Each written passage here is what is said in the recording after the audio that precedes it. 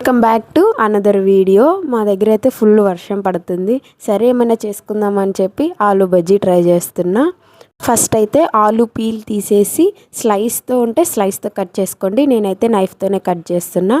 And ఇక్కడ ఒక bowl తీసుకొని శనగపిండి, కొంచెం 1 టీ స్పూన్ బియ్యం పిండి అండ్ ఉప్పు, కారం, పసుపు, అల్లం వెల్లుల్లి పేస్ట్ అండ్ కొంచెం వాటర్ వేసుకుంటూ మిక్స్ చేసుకుంటూ ఉండాలి. అంత గట్టిగా కాకుండా అంత పలుచగా కాకుండా మీడియంలో కలుపుకున్నాను.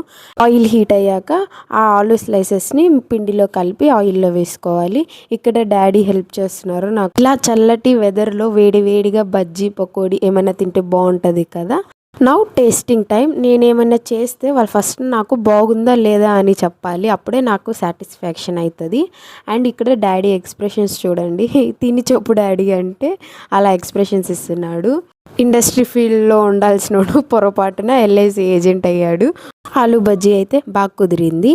సో ఈ వీడియో కనుక మీకు నచ్చినట్టయితే do like, share, subscribe. Next A recipe try చేయాలో కామెంట్ చేయండి.